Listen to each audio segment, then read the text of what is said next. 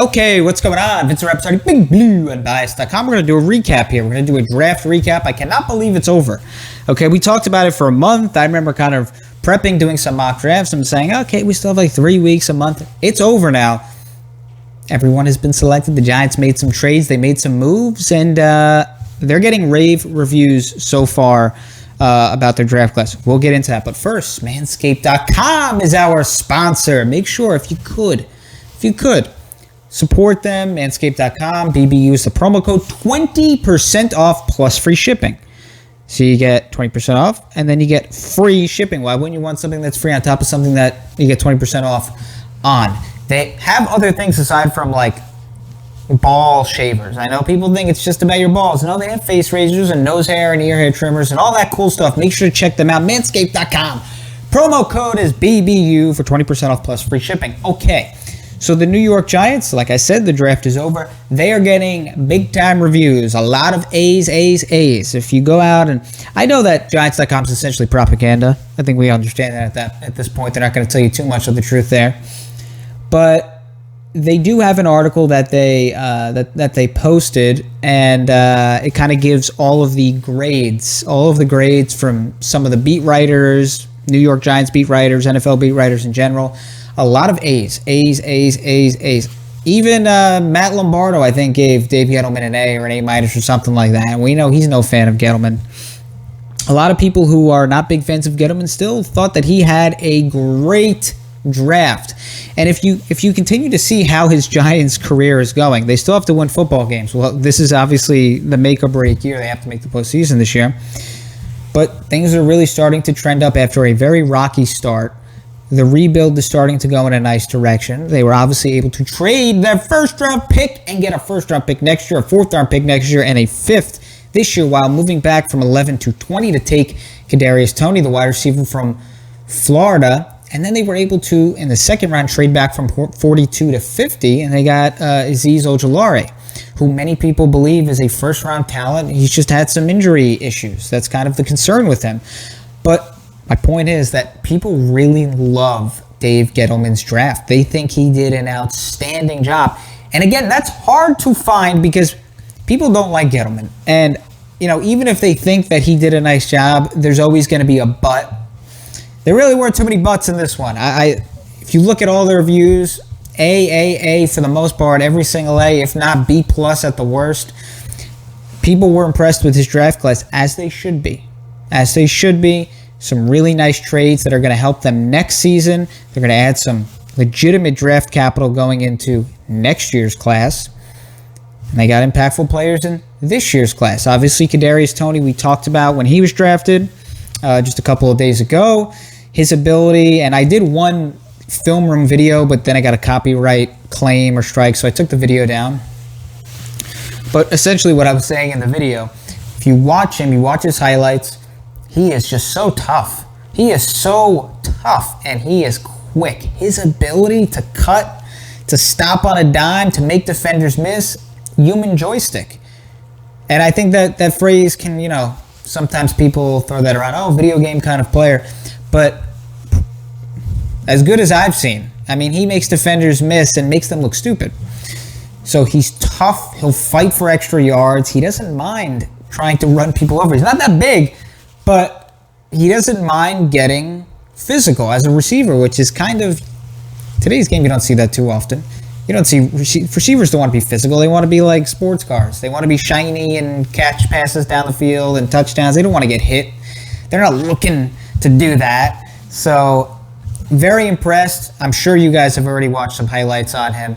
But that's the one thing that I really take away is his toughness. And then, obviously, his ability to make defenders miss is as good as it gets. So, Kadarius Toney, Azeez Ojulari is another guy who very talented player, expected top 20, top 25 type player, but because of a knee situation, they got him at 50. And a lot of people, I've seen a good number of people say that that's the best pick of the second round, the best value pick of the second round. So in the first round, really nice trade. You move back. You get capital for next year. You get a nice player. And then in the second round, you get someone who everyone believes is a first round kind of player. And maybe the best value pick of the second round. So the first two rounds, held in very high regard for Gettleman.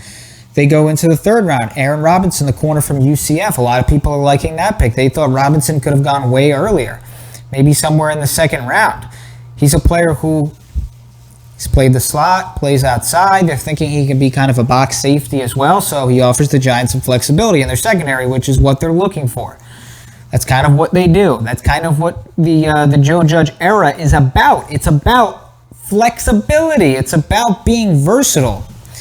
That's why I kind of thought Rashawn Slater would have been a sneaky pick for them in the first round because of how many positions Rashawn Slater can play.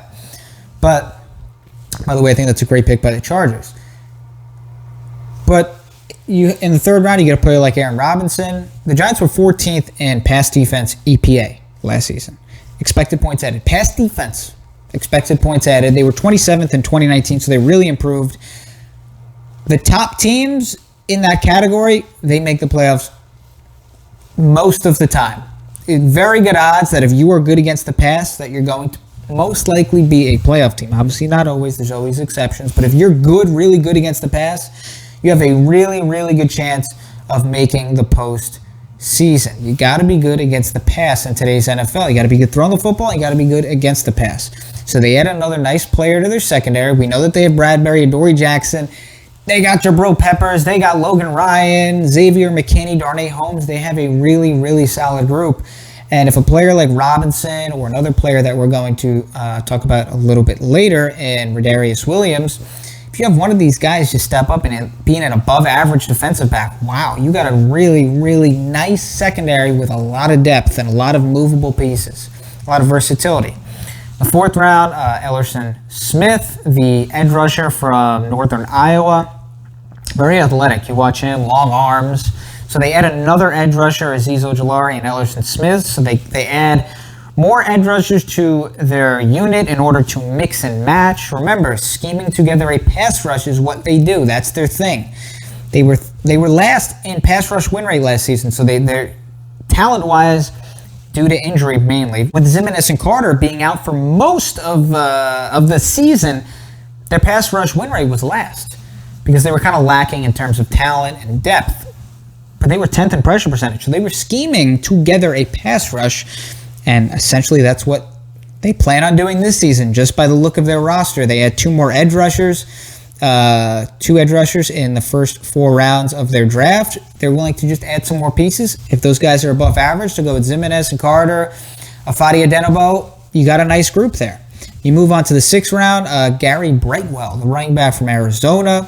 Interesting piece. I don't think you expect too much out of his 6th round pick.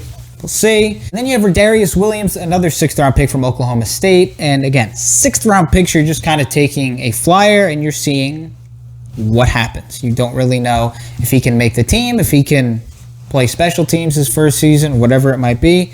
That's a plus. As long as he's productive on special teams and he can hold his own, that's a plus that you got a 6th round pick to make your roster and make some sort of impact. So you don't expect too much, especially in a secondary that has some depth to begin with.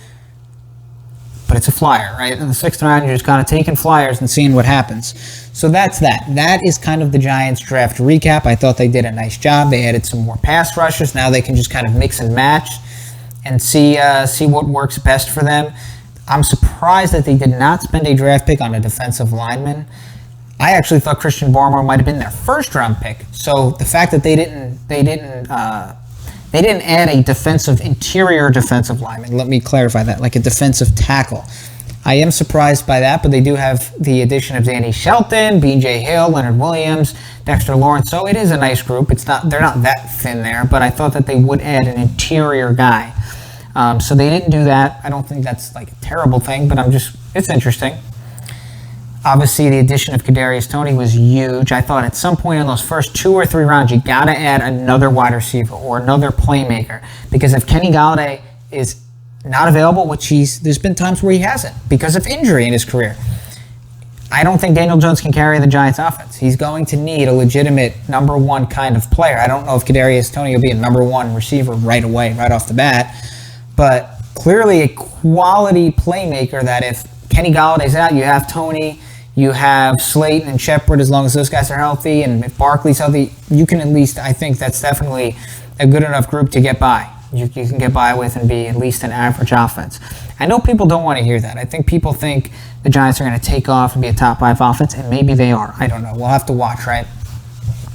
But the Giants were 31st in overall offensive expected points added last year. If they can just be average, just improve to average status, I think they very easily win 9 to 10 games and are in the postseason.